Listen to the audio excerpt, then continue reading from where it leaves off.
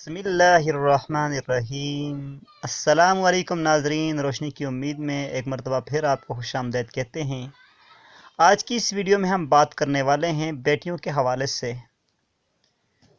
इसके लिए पहले एक वाक़या आपकी खिदमत में पेश है।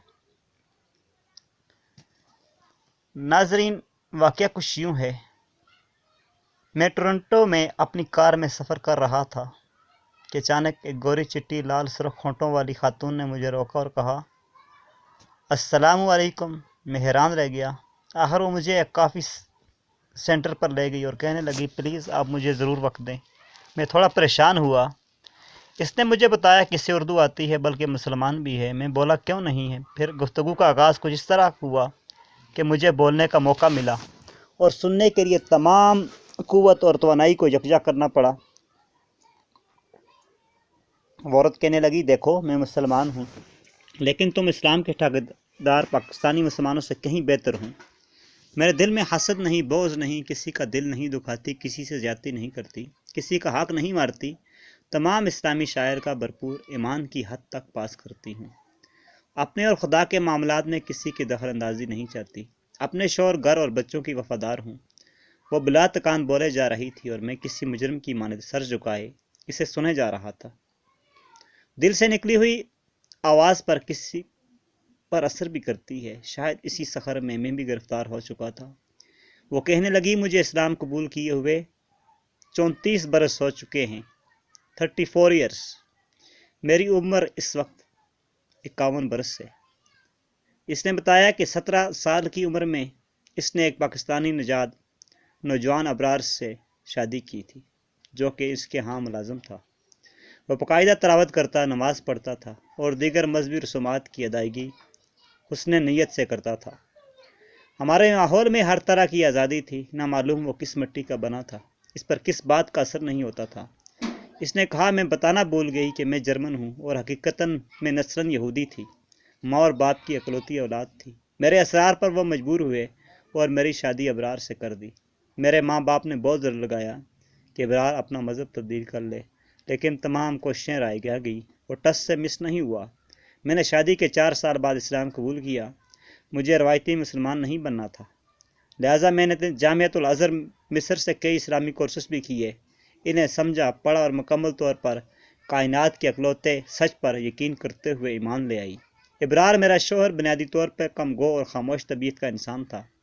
पहले हम फ़रांस मुंतकिल हुए, फिर कोई 11 साल तक बरतानिया रहे। खुदा की कुदरत देखिए कि शादी के 17 बरस गुजर गए, लेकिन हम औलाद से महरूम रहे। हर तरह के इलाज मालजे कराए, लेकिन कोई नतीजा न निकला। इब्रार कभी मुझे पाकिस्तान लेकर नहीं आया। बकौल इसके घर वाले मुझे कबूल नहीं करेंगे। वो बहुत सख्त और हर दरम किस्म के लोग हैं। मैंने कभी इसरार भी नहीं किया। कुछ अरसे के बाद हम मोरक्को भी रहे और एक हलाल फूड चीनी को वहाँ से बैठ कर चलाते रहे। हमारा कारोबार फैलता गया और हम दोनों मियाँ बीवी हर तरह की नेमतों को पाकर खुश थे। एक मलाल था कि काश अब हमारी औलाद भी होती। इब्रार ने मुझे पाकिस्तान से कोई दुआई ला कर दी, तवीज़ भी बनाए और कुछ कुरानी आयात का बाकायदगी से वजीफ़ा भी बताया।